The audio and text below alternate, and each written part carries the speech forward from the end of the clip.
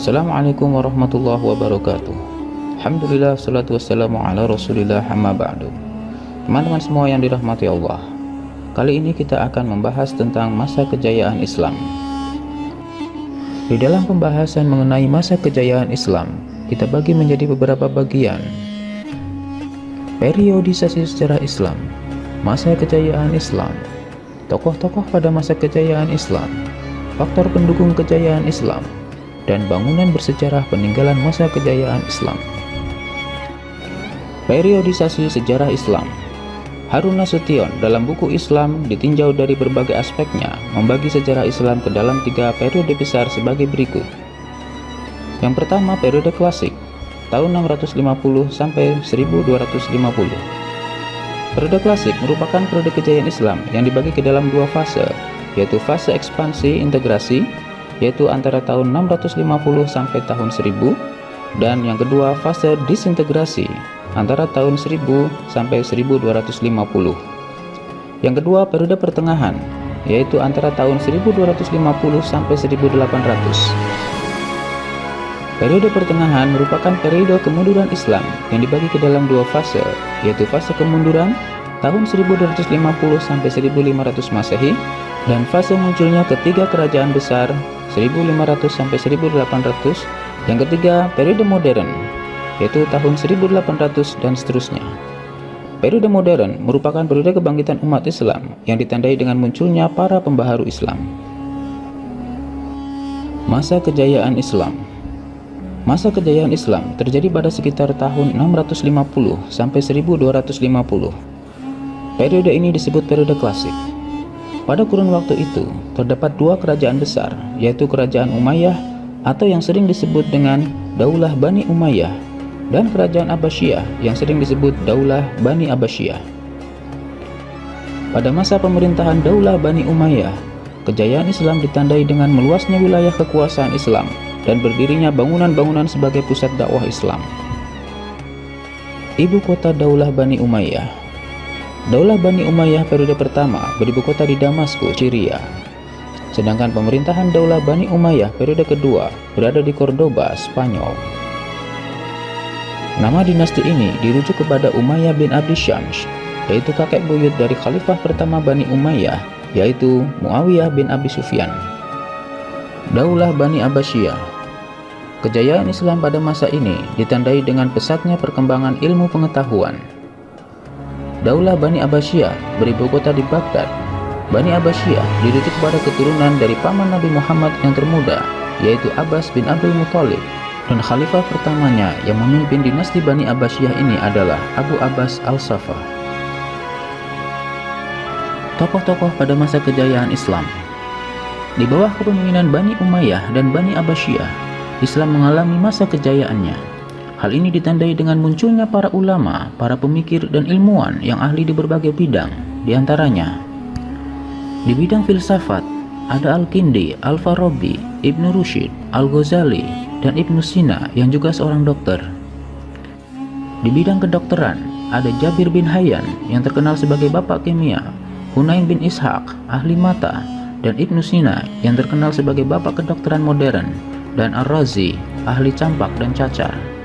Di bidang matematika ada Umar Al-Faruqan yang merupakan arsitek kota Baghdad, dan Al-Khawarizmi, penemu aljabar. Di bidang astronomi ada Al-Farazi, penemu astrolog. Di bidang fikih ada Imam Abu Hanifah, Imam Malik bin Anas, Imam Syafi'i, dan Imam Hambali. Di bidang tasawuf ada Hasan al-Basri, Rabi'ah al-Adawiyah, dan Imam al-Ghazali. Di bidang tafsir ada Abdullah bin Abbas, Abdullah bin Mas'ud, Sa'id bin Jabir. Di bidang ahli hadis ada Imam Bukhari, Imam Muslim, Ibnu Majah, Abu Daud, At-Tirmizi, dan lain-lain. Beberapa tokoh pada masa kejayaan Islam. Kita akan mencoba sedikit mengulas beberapa tokoh pada masa kejayaan Islam. Di antaranya yang pertama adalah Ibnu Rushd. Beliau lahir di Cordoba, Spanyol pada tahun 520 Hijriah dan wafat di Marrakesh atau Maroko pada tahun 595 Hijriah. Beliau menguasai ilmu fikih, ilmu kalam, sastra Arab, matematika, fisika, astronomi, kedokteran, dan filsafat. Karya-karya beliau antara lain kitab Bidayat Al-Mujtahid, kitab yang membahas tentang fikih. Berikutnya adalah Imam Al-Ghazali. Nama lengkapnya adalah Abu Hamid Al-Ghazali. Beliau lahir di desa Ghazalah dekat Tus, Iran Utara pada tahun 450 Hijriah. Beliau wafat pada tahun 505 Hijriah di Tus juga. Beliau dididik dalam keluarga dan oleh guru yang zuhud, hidup sederhana dan tidak tamak terhadap duniawi. Di antara kitab karya beliau yang terkenal adalah kitab Ihya Ulumuddin, yaitu kitab yang membahas tentang masalah-masalah ilmu akidah, ibadah, akhlak, dan tasawuf. Berikutnya adalah Al-Kindi. Nama lengkap beliau adalah Yakub bin Ishaq Al-Kindi. Beliau lahir di Kufah pada tahun 805 Masehi dan wafat di Baghdad pada tahun 873 Masehi. Beliau adalah pakar bidang filsafat, logika, astronomi, kedokteran, ilmu jiwa, politik, musik, dan matematika. Al-Farabi.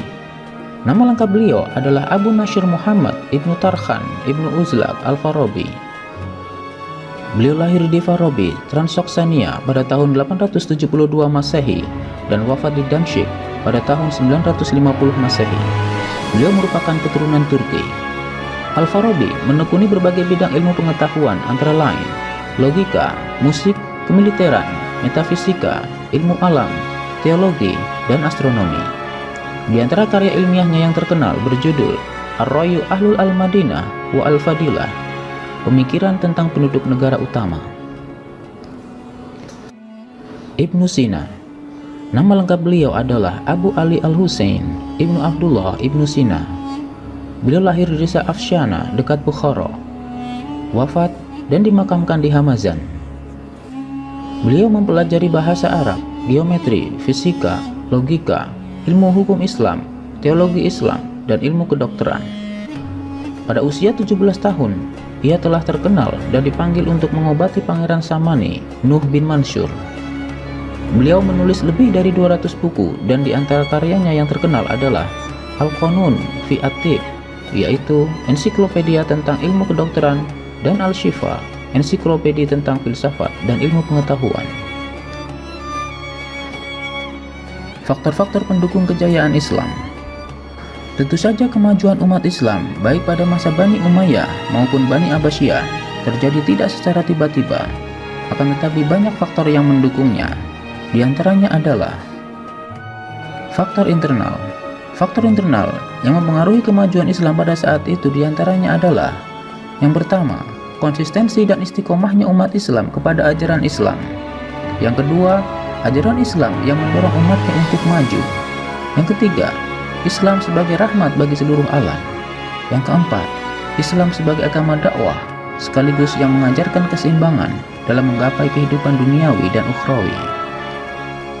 Faktor eksternal. Faktor eksternal antara lain sebagai berikut. 1. Terjadinya asimilasi antara bangsa Arab dan bangsa-bangsa lain yang lebih dahulu mengalami perkembangan dalam ilmu pengetahuan. Yang kedua adalah gerakan penerjemahan kitab. Pada masa periode klasik, usaha penerjemahan kitab-kitab asing dilakukan dengan giat sekali. Pengaruh gerakan terjemahan terlihat dalam perkembangan ilmu pengetahuan umum, terutama di bidang astronomi, kedokteran, filsafat, kimia, dan sejarah. Selain faktor tersebut di atas, kejayaan Islam ini disebabkan pula oleh adanya gerakan ilmiah dan etos keilmuan dari para ulama yang ada pada periode klasik tersebut. Di antaranya adalah sebagai berikut. Yang pertama, melaksanakan ajaran Al-Quran secara maksimal, di mana banyak ayat di dalam Al-Quran yang menyuruh agar kita menggunakan akal untuk berpikir. Yang kedua, melaksanakan isi hadis. Banyak hadis yang menyuruh kita untuk terus-menerus menuntut ilmu. Bukan hanya ilmu agama yang dicari, tetapi ilmu-ilmu lain yang berhubungan dengan kehidupan manusia di dunia ini. Ketiga, mengembangkan ilmu agama dengan ijtihad dan ilmu pengetahuan. Maka pada saat itu banyak bermunculan ulama fikih, ulama tauhid, tafsir, hadis, ulama bidang sains, kedokteran, matematika, optik, kimia, fisika, geografi, dan lain sebagainya. Yang keempat, ulama yang berdiri sendiri serta menolak untuk menjadi pegawai pemerintahan. Peninggalan sejarah Daulah Bani Umayyah diantaranya adalah Masjid Agung Umayyah di Damaskus, Suriah, Dome of the Rock, Masjid Kubah Batu di Yerusalem, Palestina. Istana Alhambra di Granada, Spanyol. Peninggalan sejarah Daulah Bani Abbasiyah, bekas Istana Daulah Abbasiyah di Baghdad. Al-Mustansiriyah, universitas tertua peninggalan dinasti Abbasiyah di Irak, dan Masjid Samara yang terletak di Samara, Irak. Demikianlah pembahasan mengenai masa kejayaan Islam. Selamat belajar, semoga bermanfaat. Assalamualaikum warahmatullahi wabarakatuh.